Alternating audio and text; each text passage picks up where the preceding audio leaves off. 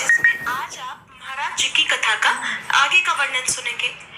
भोजनोपरांत जब महाराज जी ने पेट भरकर भोजन कर लिया, भक्तों के आग्रह पर वे बार बार भोजन करते रहे तो महाराज जी को हड्डा कर उल्टी हो गई, जिससे सारा अन्न बाहर आ गया।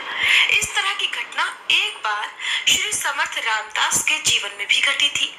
एक बार समर्थ रामदास स्वामी को पायस खाने की इच्छा हुई, जो साधु के लिए बिल्कुल ठीक नहीं, क्योंकि किसी भी चीज के प्रति वासना कभी साधु संतों के लिए ठीक नहीं होती। तो उन्होंने दंडित करने की इच्छा से खीर का गले भर तक पान किया, जिससे उन्हें वमन हो गई। तब फिर वे उसे भी खाने लगे, ताकि फिर से उसकी वासना कभी न हो, क्योंकि श्री रामदास जी कभी नहीं चाहते थे कि उनके मन में खीर खाने की लालसा दोबारा कभी हो। तो इसी तरह से गजानन महाराज ने भी लोक ग्रह के निग्रह के लिए ये सारी लीला की, ताकि भावी पीढ़ी को शिक्षा रूप ये ज्ञात हो जाए कि दुराग्रह का यानी जबरदस्ती किसी से करने का परिणाम क्या होता है। इसीलिए लोगों ने वमन का स्थल जहाँ पर उन्होंने वमन की थी वो जगह साफ की, महाराज जी को स्नान कराया और साफ सुथरे आसन पर बिठाया। हजारों लोग महाराज जी के दर्शन को आए। महाराज की आनंदी वृत्ति चलित नहीं हुई, यानी कि महाराज चाहते तो सारा अन्न योग सामर्थ्य से पचा जाते, लेकिन लोग शिक्षा के लिए उन्हें ये सारी लीला करनी पड़ी, वमन करना पड़ा। उसी समय महाराज जी के पास 2 भजन मंडलियां आई और बड़े प्रेम से वहां रात भर भजन कीर्तन करते रहे। महाराज जी भी अंगुली चटकाकर अपना प्रिय भजन गण गण गणांते बोलते आनंद से रात भर गाते रहे। महाराज हमेशा गण गण गणांत बोते ऐसा भजन किया करते थे, इसीलिए सभी लोग उन्हें गजानन नाम से ही पुकारने लगे। वस्तुतः नाम रूप आदि उपाधियां प्रकृति के आश्रयाधीन है, और जो स्वयं ब्रह्म स्वरूप है उसको ये नाम रूप की उपाधि भला कैसे लग सकती है। सिंहस्थ पर्व कुंभ में गोदावरी तट के किनारे नासिक क्षेत्र में वैसे ही भीड़ होती है जो भीड़ हरिद्वार में होती है। जैसे आषाढ़ी एकादशी को पंढरपुर में भक्तों की भीड़ होती है, अब उसी प्रकार से शेगांव में बंकटलाल जी के घर में दूर दूर से आने वाले दर्शनार्थियों की भीड़ होने लगी। यहाँ के श्रीमान स्वामी गजानन ये ही विठल थे और निश्चय रूप के ईंट के ऊपर खड़े होकर बंकटलाल के घर में जन समुदाय को दर्शन देने लगे। जिसने ब्रह्मपद प्राप्त कर लिया उसके लिए भला जाति कहाँ शेष रहती है। जैसे सूर्य के प्रकाश के लिए सभी जगह एक समान है, तो शेगांव में रोज नई यात्रा होने लगी। हजारों पूजाएं महाराज जी की होने लगी, जिसका वर्णन भगवान शेष भी नहीं कर सकते। वे भी श्रांत हो जाएंगे। फिर दास गणों की जो एक क्षुद्र कीट के समान है, उनकी तो भला गिनती ही क्या है। अब महाराज जी की दिनचर्या का भी वर्णन सुनिए। कभी कभी तो महाराज मंगलाभिषेक करते, कभी कीचड़ में लेट जाते, तो कभी गंदा जल पी लिया करते। जैसे वायु की गति बताई नहीं जा सकती, उसी प्रकार महाराज जी की दिनचर्या का कोई भी निश्चित नियम नहीं था। महाराज जी को चिलम से बड़ा प्रेम था, वो उन्हें बार बार लगा करती, किंतु उस पर भी आसक्ति नहीं थी, केवल लौकिक दृष्टि से भी लीला बताते थे। इस तरह साक्षात्कारी दीन दुर्बलों के रक्षक श्री गजानन महाराज बंकटलाल के घर रहने लगे। दूर दूर से महाराज जी की चरण वंदना को लोग आया करते। जैसे जहाँ मधु होता है वहाँ मक्खी जमती तो है ही, उनको नियंत्रित करने की आवश्यकता नहीं पड़ती। एक दिन की कथा है कि महाराज आनंद पूर्वक अपने आसन पर बैठे हुए थे। प्रभात का समय था। पक्षीगण वृक्षों पर बैठकर कलरव कर रहे थे। वृद्धगण शैया पर बैठकर नाम स्मरण कर रहे थे। ठंडी ठंडी हवा बह रही थी। कुक्कुट ऊंचे स्वरों से ध्वनि कर रहे थे। उदयाचल पर भगवान नारायण को उदित होता देखकर अंधकार ने गुफाओं की शरण ली। वत्स क्षीरपान के लिए गायों की ओर हुंकार कर रहे थे। सौभाग्यवती स्त्रियां सम्मार्जन में व्यस्त थीं।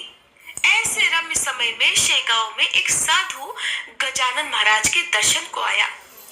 यह गुसाई सर पर कषाय चिंधी लपेटे हुए था।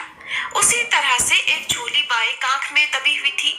मृग चर्म का लपेटा पीठ पर बंधा हुआ था। ऐसा यह गुसाई एक किनारे बैठा हुआ था और महाराज जी के दर्शन के लिए बड़ी भारी भीड़ इकट्ठा थी। ऐसी स्थिति में महाराज जी के चरण कमलों का दर्शन मेरे लिए तो बड़ा असंभव है। ऐसा सोचकर उस गुसाई के मन में आया, समर्थ जी की कीर्ति मैंने वाराणसी में सुनी और महाराज जी को भांग चढ़ाने का संकल्प वहां किया था, लेकिन यहाँ मेरा संकल्प पूरा होना तो बड़ा कठिन लग रहा है। यहाँ तो सब धनवान और प्रतिष्ठित लोग ही हैं, भला उसमें मेरी याद कहाँ आएगी। यहाँ शांभवी का कोई प्रेमी ही नहीं दिखता, सो मैं अपने मन की बात किससे कहूँ। सामान्यतः जिसको जो वस्तु प्रिय होती है वो अपने इष्ट को वही चढ़ाने का संकल्प करता है। ऐसे अनेक विचारों से गुसाई महाराज के दर्शन को उत्कंठित हो रहा था। उसका संकल्प महाराज जी ने जान लिया और महाराज जी लोगों से बोले, अरे उस वाराणसी के गुसाई को तो लेकर आओ। अब ये सुनकर उसे तो बड़ी प्रसन्नता हुई। उसने मन में सोचा कि ये त्रिकालज्ञ संत है, मेरे मन का संकल्प इन्हें ज्ञात हो गया। ज्ञानेश्वरी के 6ठे अध्याय में ज्ञानेश्वर महाराज ने योगी की महिमा का वर्णन करते समय कहा है कि स्वर्ग लोक की कथाएं भी योगी जान लेते हैं। इस बात की प्रत्यक्ष अनुभूति आज मुझे हो गई। ये त्रिकालज्ञ महात्मा धन्य है, बिना बताए मेरा संकल्प ये जान जाएंगे। इसको स्पष्ट होने में अब बहुत थोड़ा ही समय बाकी है। लोगों द्वारा गोसाई को लाकर महाराज जी के सामने खड़ा करते ही महाराज जी ने कहा, झोले की पुड़िया निकालो।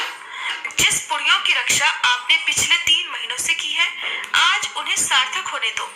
सुनते ही गोसाई तो बालकों की तरह गदगद कंठ से महाराज के चरणों में लौटने लगा। महाराज ने कहा, ठीक है, अब उठकर बैठो और झोले की पुड़िया निकालो। जब तुमने संकल्प लिया था तब लज्जा नहीं लगी, अब व्यर्थ अवहेलना करने से क्या लाभ। गुसाई बड़ा धूर्त था, हाथ जोड़कर डरते डरते बोला, भगवान मैं झोली की पुड़िया निकालता हूँ और संकल्प पूर्ति करता हूँ, किंतु उसके लिए आप एक वरदान मुझे दीजिए। आपको सदैव इस अज्ञानी बालक के बूटी का स्मरण रहे, जिससे इस बालक का भी स्मरण आपको रहेगा।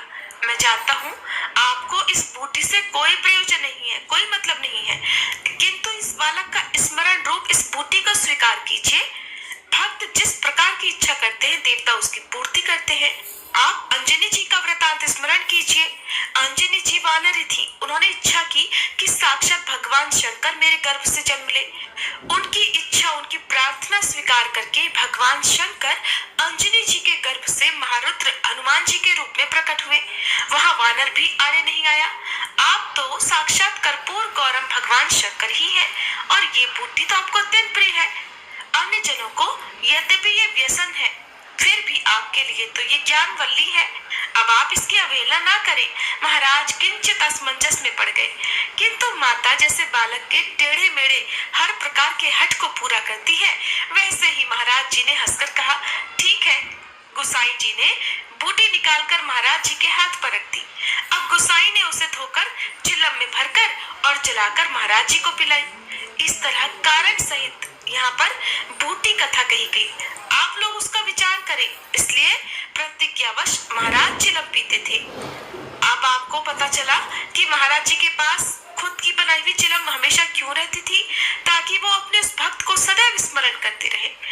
कुछ दिन गुसाई शेगांव में रहा और अपने आप को धन्य मानकर फिर रामेश्वर दर्शन करने के लिए चला गया। और यही कारण है कि समर्थकों को गांजा की प्रथा पड़ गई, किंतु वह वर के कारण थी, न कि व्यसन अधीनता के कारण। महाराज महान विभूति थे। कमलपत्र जैसे जल में रहकर भी कीचड़ से दूर रहता है, उस पर कीचड़ का कोई प्रभाव नहीं रहता, वैसे ही महाराज व्यवहार में रहते हुए भी अलिप्त थे। उनको कभी किसी चीज की आदत ही नहीं पड़ी थी। शेगांव में एक जानराव नामक प्रसिद्ध देशमुख रहता था। उसका अंतिम समय आ गया। शरीर में रोग इतना बढ़ गया कि वह बहुत दुर्बल हो गया। वैद्यों ने बहुत प्रयास किए, लेकिन फिर भी कुछ भी लाभ नहीं हुआ। वैद्यों ने उसकी नाड़ी देखकर संबंधियों को संकेत कर दिया कि अब इनका बचना संभव है। हम लोगों ने अपनी तरफ से भरसक प्रयास कर लिए हैं, लेकिन इनकी तिल भर भी व्यथा नहीं गई है। अब इन्हें नीचे कंबल पर सुला दीजिए, यही ठीक रहेगा। ये सुनकर सगे संबंधी अत्यंत दुख में डूब गए।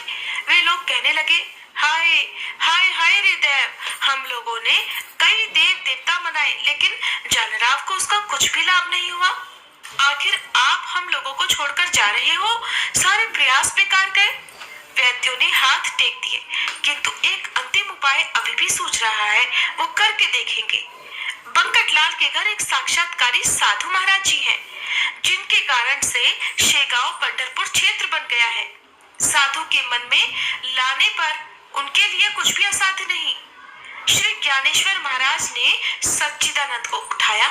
जल्दी से, क्योंकि समय नहीं है, जल्दी से जाकर कोई महाराज जी से प्रार्थना करो। ये सुनकर एक संबंधी बंकटलाल के घर गया और जानराव देशमुख की सारी अवस्था बताई कि महाराज आप कृपा करके चरण तीर्थ दीजिए, जो जानराव को अमृत सिद्ध होगा, ऐसा हमें लगता है। बंकटलाल ने कहा, ये मेरे बस की तो बात नहीं है, आप मेरे पिताजी से प्रार्थना कर लीजिए। उसके बाद उसने भवानी राम जी से हकीकत बताई। वे बड़े सज्जन थे। भवानी राम ने तुरंत एक पात्र में पानी भरकर महाराज जी के चरणों को धुलाया और प्रार्थना की, महाराज ये चरण तीर्थ मैं जानराव को देता हूँ। महाराज जी ने गर्दन हिलाकर सम्मति दिखाई। संबंधी ने तीर्थ लेकर वह जानराव को पिलाया, जिससे उनके गले की घुरघुराहट तुरंत बंद हो गई। उन्होंने थोड़ा थोड़ा आंखें खोली और हाथ हिलाया। तीर्थ के प्रभाव से जानराव की प्रकृति में एकदम फर्क पड़ने लगा। यह प्रमाण देखकर सारे लोग आनंदित हो गए और सबको सत्पुरुष का अधिकार ज्ञात हुआ। उसके बाद सब औषधियां लेना बंद करके केवल तीर्थ ही लेते रहे, यानी महाराज जी के चरणों को स्पर्श कराया गया जल ही वे पीते रहे, जिससे जानराव आरोग्य संपन्न हो गए। 8 दिन में जानराव पहले जैसे स्वस्थ हो गए और भवानी राम के घर महाराज जी के दर्शन को आया। अब देखिए, संत चरण तीर्थ साधन द्वारा साक्षात अमृत हो गया। ये केवल संत नहीं बल्कि कलयुग के साक्षात देवता ही थे। ये कथा सुनने के बाद मन में एक शंका भी होती है कि संत गजानन महाराज जैसे संत शेगांव में रहने पर कोई भी प्राणी यमलोक में नहीं जाना चाहिए।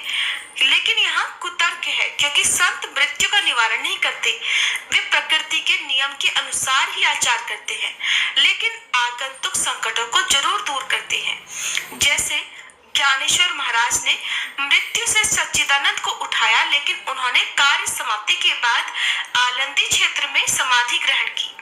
इसका तात्पर्य बस इतना ही है कि संत आए वे गंडातर दूर करते हैं, जो उनके लिए अत्यंत सामान्य वस्तु है, क्योंकि योगेश्वर के लिए कुछ भी असंभव नहीं है। श्री गजानन योगी और साक्षात्कारी थे। यही कारण है कि उनके चरण तीर्थ से जानराव स्वस्थ हो गया और जानराव के स्वस्थ होने पर उसने बंकटलाल के घर भोज का प्रयोजन किया। जानराव देशमुख तो स्वस्थ हो गया, लेकिन महाराज के सामने अब समस्या खड़ी हो गई। उन्होंने सोचा, अगर मैं इसी तरह से करता रहा तो प्रापंचिक लोग मेरा दुरुपयोग भी कर सकते हैं, इसलिए अब मुझे उग्र स्वरूप धारण कर लेना चाहिए। ऐसा सोचकर महाराज उग्र हो गए। अपने व्यवहार में वे कठोरता लाने लगे, जिससे सर्व सामान्य तो घबरा गए, किंतु कुछ अनन्य भक्तों को कुछ भी नहीं लगा। जैसे भगवान नरसिंह अवतार धारण करने पर सब तो भयभीत हो गए थे, किंतु भक्त प्रहलाद को कुछ भी नहीं हुआ था। उन्हें बिल्कुल भी भय नहीं लगा था।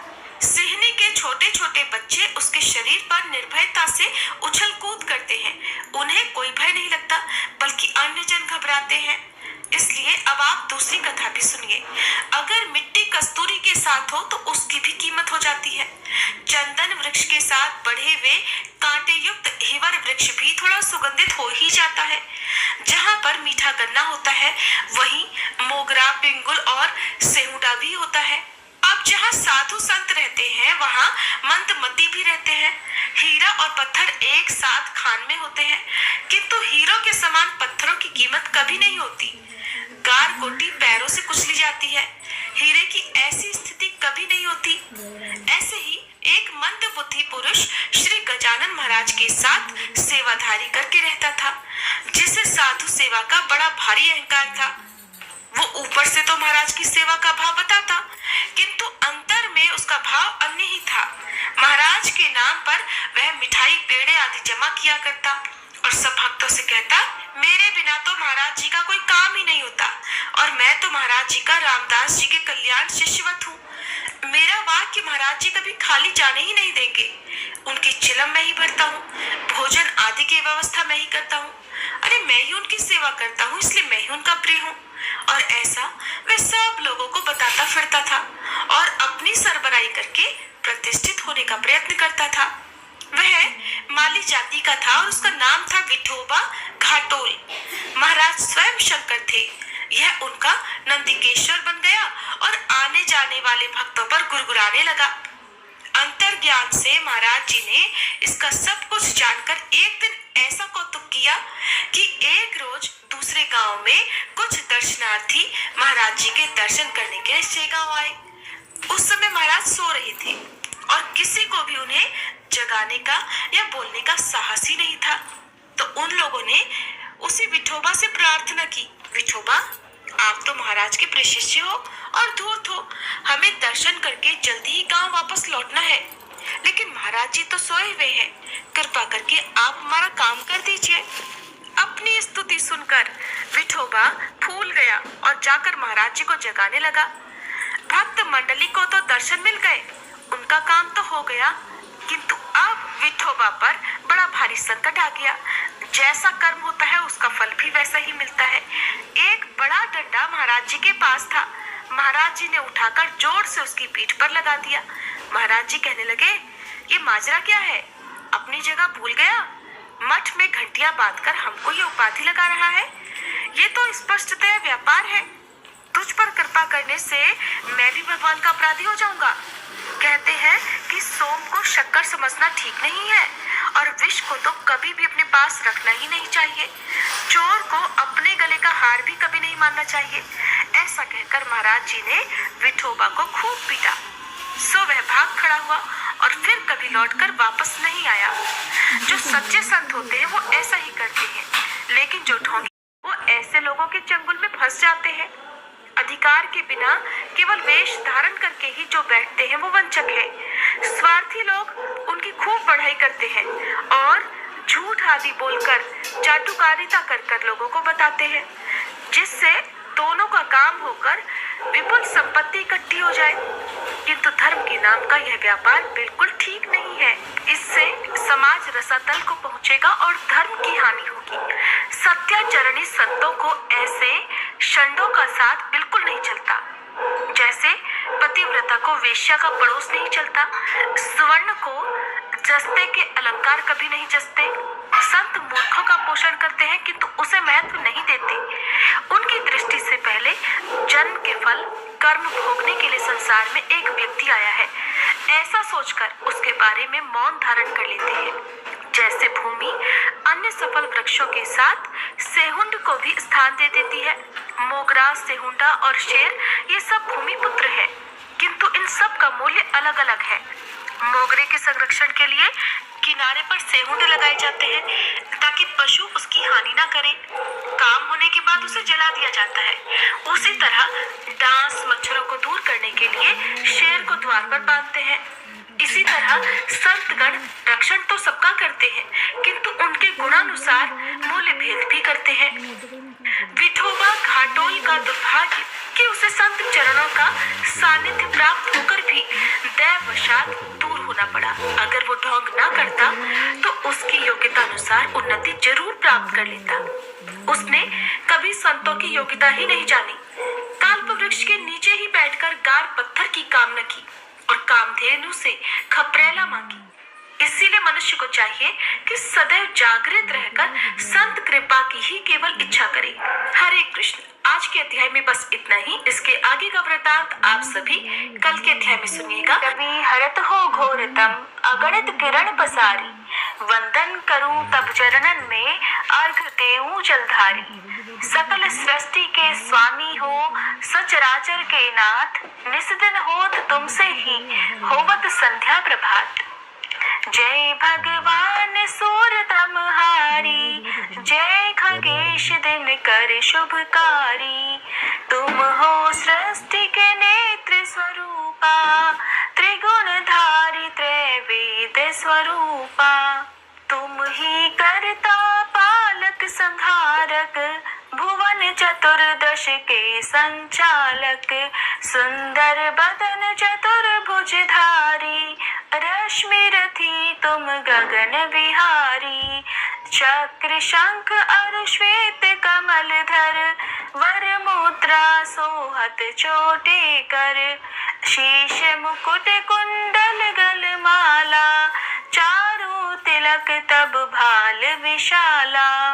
सप्त अश्वरथ अति द्रुतगामी, अरुण साथी गति अविरामी। रक्त वरुण आभूषण धारक, अति प्रिय तोहे लाल पदारथ। सर्वात्मा कहे तुम्हें ऋग्वेदा, मित्र कहे तुमको सब वेदा। पंचदेवों में पूजे जाते, मनोवांछित फल साधक पाते। द्वादश नाम जाप उद्धारक, रोग शोक अरु कष्ट निवारक। माँ कुंती तब ध्यान लगायो, दानवीर सूत कर्ण सो पायो। राजा युधिष्ठिर तब जस गायो, अक्षय पात्र वो वन में पायो। शस्त्र त्याग अर्जुन अकुरायो, बन आदित्य हृदय से पायो। विंध्याचल तब मार्ग में आयो, हाहाकार तिमिर से छायो। मुनि अगस्त गिरि गर्व मिटायो, निज तप बल से विंध्य नवायो। मुनि अगस्त तब महिमा गाई, सुमिर भये विजयी रघुराई। तू हे विरोग मधुर फल जाना, मुख में ली नहीं तो हे हनुमाना। तब नंदन शनि देव कहावे, पवन के सूत शनि तीर मिटावे। यज्ञ व्रत स्तुति तुम्हारी कीन्ही, भेंट शुक्ल यजुर्वेद की दीन्ही। सूर्यमुखी खरितर तब रूपा, कृष्ण सुदर्शन भानु स्वरूपा। नमन तोहे ओंकार स्वरूपा, नमन आत्मा अरुकाल स्वरूपा। दिग दिगंत तब तेज प्रकाशे, उज्ज्वल रूप तुम्ही आकाशे। दश दिग्पाल करत तब सुमिरन, अंजलि नित्य करत है अर्पण। त्रिविध ताप हरता तुम भगवन, ज्ञान ज्योति करता तुम भगवन। सफल बनावे तब आराधन, गायत्री जप सरल है साधन। संध्या त्रिकाल करत जो कोई, पावे कृपा सदा तब मोही। चित शांति सूर्यास्तक देव, व्याधि अपाधि सब हर लेवे।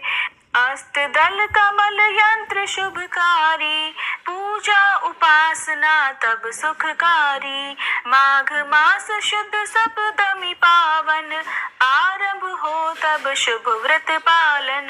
भानु सप्तमी मंगलकारी, भक्ति दायनी दोषण हारी। रविवासर जो तुमको ध्यावे, पुत्रादिक सुख वैभव पावे। पाप रूपी पर्वत के विनाशी, वज रूप तुम हो अविनाशी। राहु आन तब ग्रास बनावे, ग्रहण सूर्यता को लग जावे। धर्म दान तब करते हैं साधक, मिटत राहु तब पीड़ा बाधक। सूर्य देव तब कृपा कीजे, दीर्घ आयु बल बुद्धि दीजे। सूर्य उपासना कर नित ध्यावे, कुष्ठ रोग से मुक्ति पावे। दक्षिण दिशा तोरी गति जावे, दक्षिणायन वो ही कहलावे। उत्तर मार्गी तोरो रथ होवे, उत्तरायण तब वो कहलावे। मन और वचन कर्म हो पावन, संयम करता भलित आराधन। भरत दास चिंतन करत घर दिन कर तब ध्यान, रखियो कृपा इस भक्त पे तुम्हारी सूर्य भगवान। ओम जय सूर्य भगवान, जय हो दिन कर भगवान।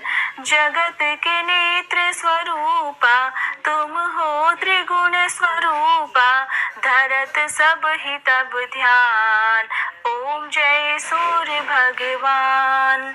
सारथी अरुण है प्रभु, तुम श्वेत कमल धारी, तुम चार भुजाधारी। अश्व है सात तुम्हारे, कोटि किरण पसारे, तुम हो देव महान। ओम जय सूर्य भगवान। उषा काल में जब तुम उदयाचल आते, सब तब दर्शन पाते। फैलाते उजियारा, जागता तब जग सारा, करे सब तब गुणगान। ओम जय सूर्य भगवान।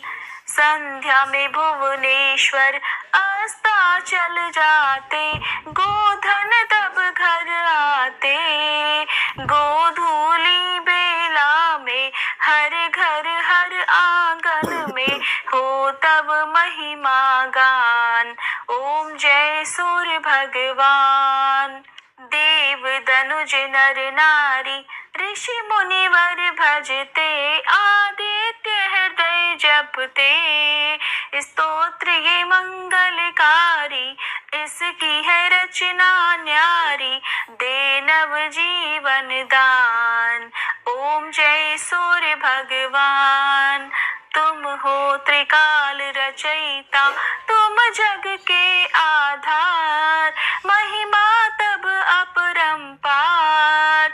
प्राणों का सिंचन करके, भक्तों को अपने देते, बल बुद्धि और ज्ञान। ओम जय सूर्य भगवान। भूचर जलचर खेचर, सबके हो प्राण तुम्ही, सब जीवों के प्राण तुम्ही।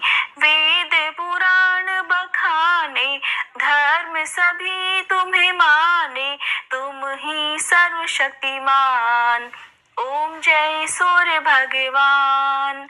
पूजन करती दिशाएं, पूजे दश दिक्पाल, तुम भुवनों के प्रतिपाल।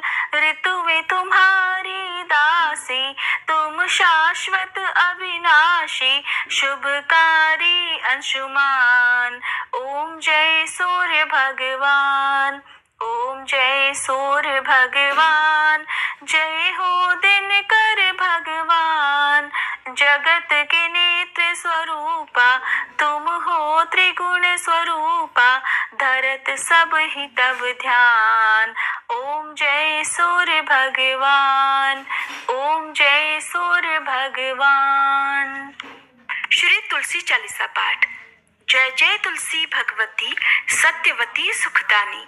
नमो नमो हरि प्रेयसी, श्री वृंदा गुणखानी। श्री हरि शेष विरजनी, देहु अमर वर अम्ब। जनहित है वृंदावनी, अब न करहूँ विलंब। प्रिय तुलसी माता, महिमा अगम सदा श्रुति गाता। हरि के प्राण हूँ से तुम प्यारी, हर ही है तू कीन्हो तप भारी। जब प्रसन्न है दर्शन दीन हो, तब कर जोरी विनय उस कीन्हो। हे भगवंत कंत मम होहु, दीन जानी जन छाड़हु छोहु। सुनी लक्ष्मी तुलसी की बानी, दीन हो श्राप कध पर आनी। उस अयोग्य वर मांगन हारी, हो विटप तुम जड़ तनुधारी। सुनी तुलसी है श्रप्यो तेहि ठामा, करहु वास तुहु नीचन धामा।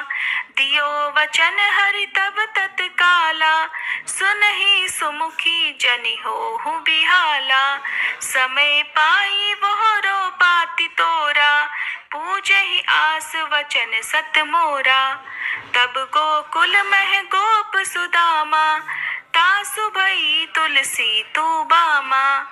कृष्ण रास लीला के माही, राधे शक्यो प्रेम लखि नाही। दियो श्राप तुलसी तत्काला, नर लोकहि तुम जन्महु बाला। यो गोप वह दानव राजा, शंख चूर्ण नामक शिर ताजा। तुलसी भई तासु की नारी, परम सती गुण रूप अगारी।